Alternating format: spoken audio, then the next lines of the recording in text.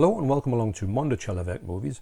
My name is John and today I'm going to talk to you about Demons 2, which can be found in the recently released 4K version from Arrow Video in a box set with Demons 1.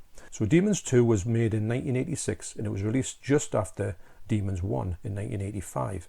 And I must admit, I didn't appreciate it or like it at all back in the day. Now I've went into this set thinking, well, this is a brand new 4K restoration of the uncut print. There's only one version on the disc, by the way, as opposed to 3 versions on the other disc for Demons 1.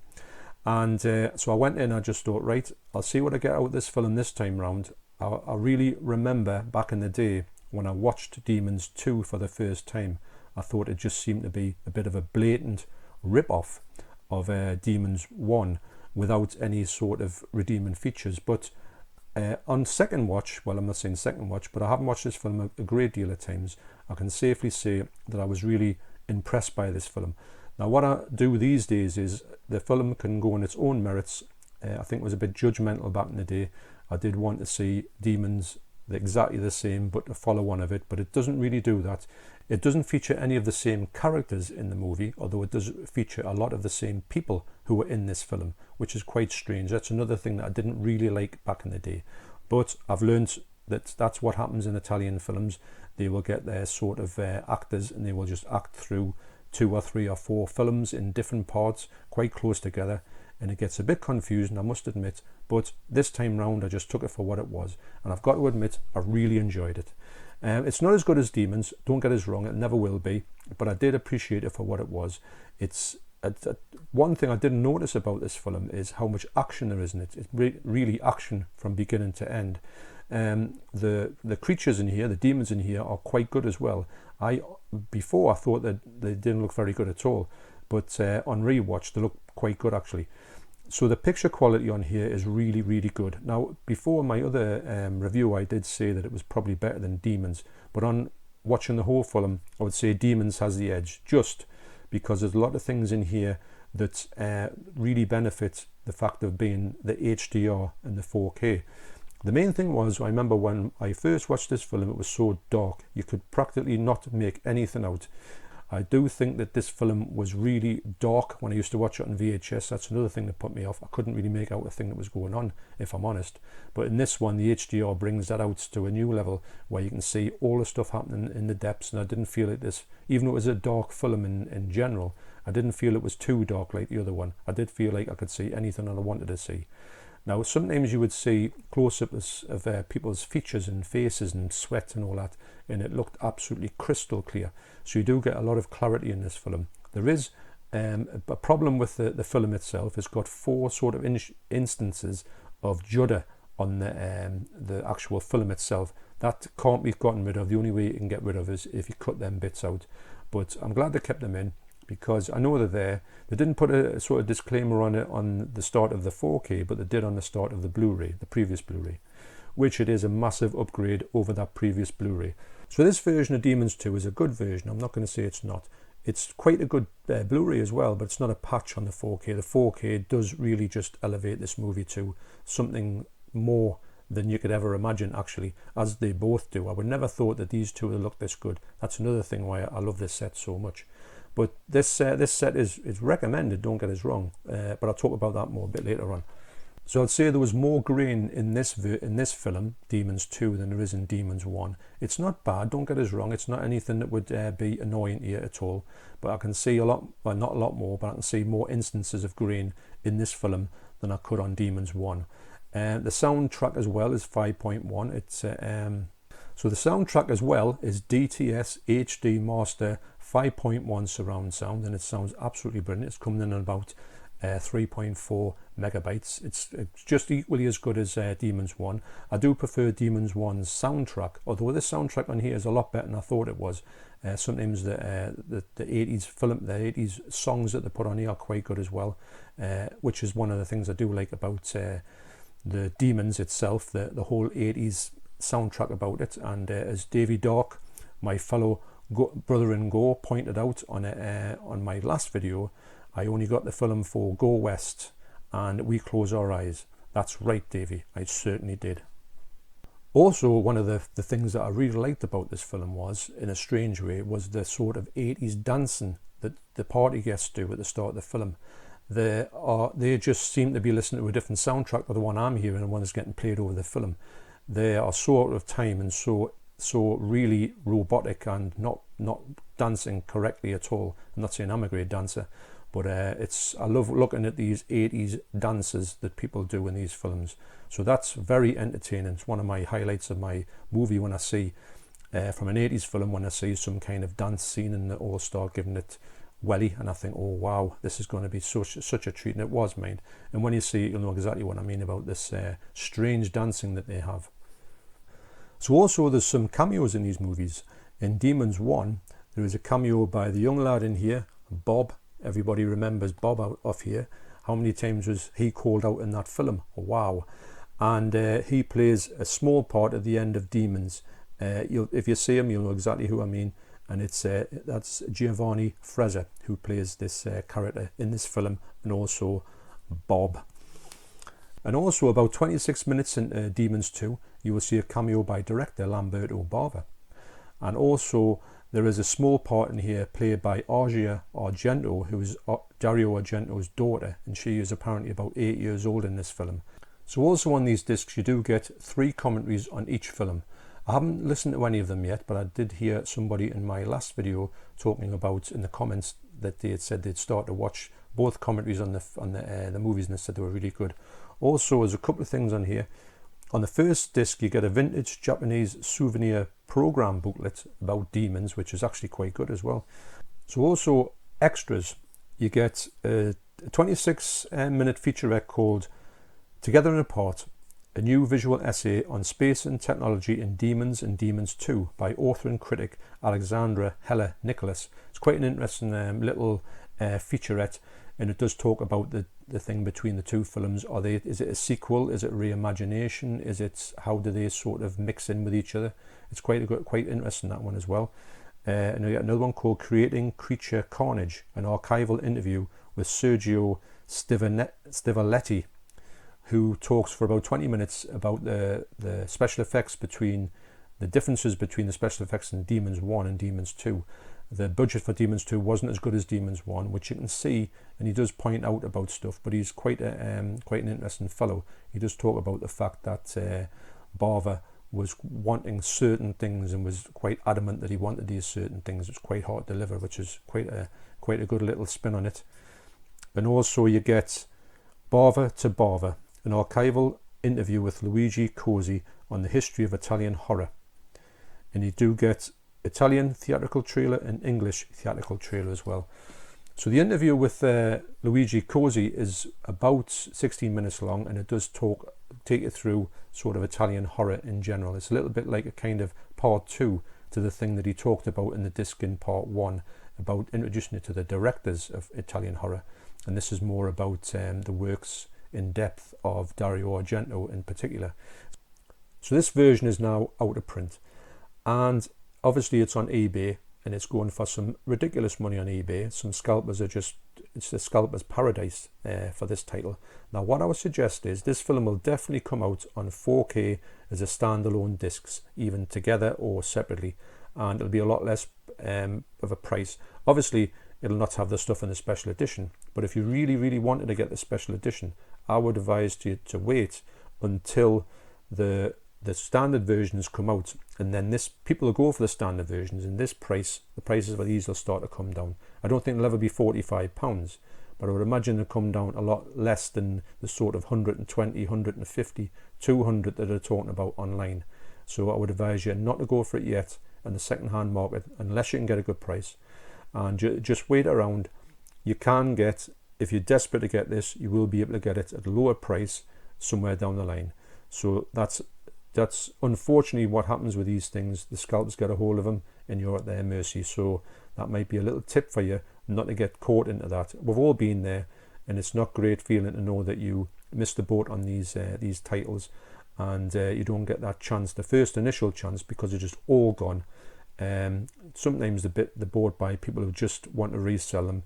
I don't mind, say for instance, if this film is like maybe 10 years old and you go and get a mint condition one, you do pay over the odds for it. It's good as a collector's item from way back when. But if you get like a brand new film, you don't even get a fair crack at the whip, and before you know it, you're paying 2, 3, 4 times as much for this film as you should do. I do find that a bit scandalous actually, but that may be a bit of a tip for you to not get caught in that trap possibly. So whatever happened to Demons 3? It does talk about it briefly on here and give you a little bit of an insight into what actually Demons 3 was. Originally it was going to be directed by Lamberto Bava, and he was going to make a film, and it was going to be Demons 3. Now that didn't happen. So what happened was that Dario Argento was going to produce another one, so he handed it over to Michele Soavi to make his version of Demons 3. Now Michele Soavi was a director who wanted to sort of do his own thing, so he didn't go with that, but he did go into do another film. So this film here, The Church, would have been Demons 3 if it had went the way that Dario Argento would have wanted it to go, but it didn't. So the Church, which has got nothing to do with Demons 3, is basically what Demons, that's the movie that they were going to make. Instead they made The Church, but sometimes it does get called Demons 3, or gets talked about as if it is Demons 3. I need to watch this again because I haven't watched this for a long time. But according to the makings of it there, it does say it's a good film, and I can't remember it because it's a long time since I've watched it. But that it's not Demons 3, so if anybody says what's Demons 3, it's definitely not that. There's also another one that's talked about, which is so also there is Demons 3, The Ogre. Now what this film is, it's Lamberto Bava made a film called The Ogre, and I think it was just in marketing employ. They tagged Demons 3 on it because he's obviously associated with Demons 1 and 2, being the man behind that. So they just put Demons 3 as a sort of, this is Demons 3 The Ogre, but it's got nothing to do with Demons. So really, even though these films are classed as Demons 3, they've got nothing to do with Demons 3. Now, if you're a fan of Italian horror, you will know that this happens quite a lot. You do get the likes of these. You've got Zombie Flesh Eaters 2 and Zombie Flesh Eaters 3, which aren't anything to do with the whole other run of the films. And if you did get these films thinking that, you would be disappointed. But you've got to realise that Italian horror films were renowned for that. There was another one called Terminator 2, which I do want to see actually because it looks absolutely mental. But it's not Terminator 2, but it just shows you how much they would sort of get an idea and do their rip-off version of it. So the closest thing you really have to Demons 3 is this. These are the 2 books that were given out with these 2 versions by Arrow in this particular version. Now I would imagine at the moment people would be selling these off, and these used to go for quite crazy money, but I imagine the money would be coming down a bit on these. It's worthwhile actually. I read through these today. This is part 1 and this is part 2, and it's worthwhile getting these ones. The artwork is really good actually, and it's got like a bit of an introduction there that sort of follows on from Demons 2, the end of Demons 2 kind of. And without going into too much spoilers, the best thing about this story that they made, I think what they did was Arrow, they just decided to put out these 2 booklets and make their version of Demons 3 without actually making a film.